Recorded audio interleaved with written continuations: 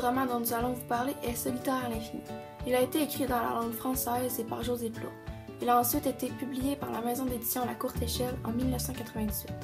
Cette œuvre contient 115 pages et est principalement lue par les jeunes.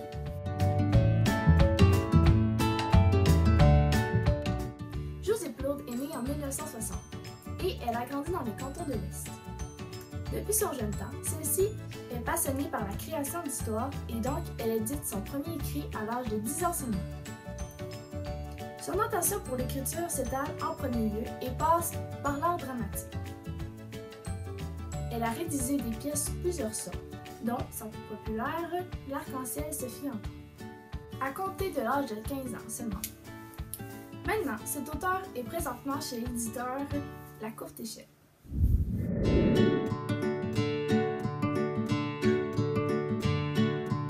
Le personnage principal de Solitaire à l'infini est Caroline, qu'on appelle Caroline du Nord. Pendant toute l'histoire, elle est accompagnée de ses amis Virginie, Daniel, un professeur, Andrea et Brazil. Il y a aussi son père, qui est fondateur de l'association contre la psychose et aussi policier. Depuis, on trouve dans l'histoire Denise Denoncourt, dont son prénom est Denis, et Marie-Denise Bernabé, qui elle est atteinte d'une psychose. Le résumé de l'histoire. En 2029, Caroline va à l'Académie Saint-Esprit. Elle vit avec son père, car sa mère habite encore au nord. Son surnom est Caroline du Nord, Caroline du Nord. Un jour, comme les autres, elle est aux toilettes des filles, dont elle aime s'y retrouver, mais elle s'évanouit. Quand elle se réveille, elle apprend qu'un meurtre a été commis dans la toilette d'à côté. Vu que son père est policier, elle enquête avec celui-ci pour trouver l'assassin. Vu que c'est dans le futur, les gens peuvent aller dans un monde virtuel. Caroline s'y retrouve souvent dans ce monde où s'y fait des amis virtuels, avec un de ses professeurs. Depuis qu'elle a découvert le monde virtuel, elle y passe plus de temps que dans le vrai monde. Au cours de l'histoire, on apprend que Denise a déjà perdu son frère dans le passé.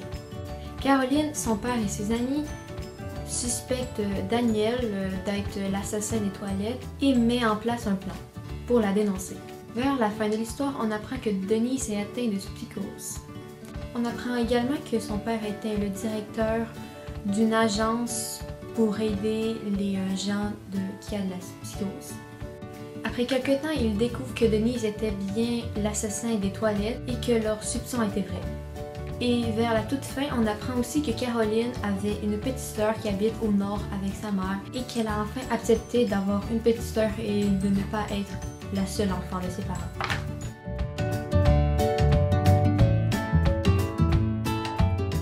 Pour commencer, je trouve qu'il y a beaucoup de suspense dans ce livre. Par exemple, lorsque la raison survient aux toilettes. Ceci nous garde en haleine jusqu'à la fin de l'histoire. J'aime bien aussi comment l'auteur donne du suspense à ses personnages. Par exemple, à Daniel Berthiaud, le professeur de mathématiques qui n'est pas son vrai nom. Et aussi, Denise Denoncourt. Tous les personnages, selon mon point de vue, a quelque chose qui suscite notre attention. Ouais. En second lieu, je trouve que les rebondissements sont très présents dans ce roman. Exemple, lorsque le père de Caroline cache depuis le début qu'il est le directeur de l'Assemblée contre la psychose.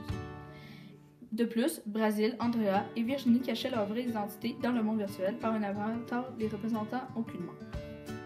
Cependant, il y a un point faible dans ce récit. J'ai remarqué que l'introduction est beaucoup trop longue, c'est-à-dire qu'au commencement de cette belle histoire, l'auteur donne trop de détails inutiles et c'est trop long avant que l'histoire commence réellement.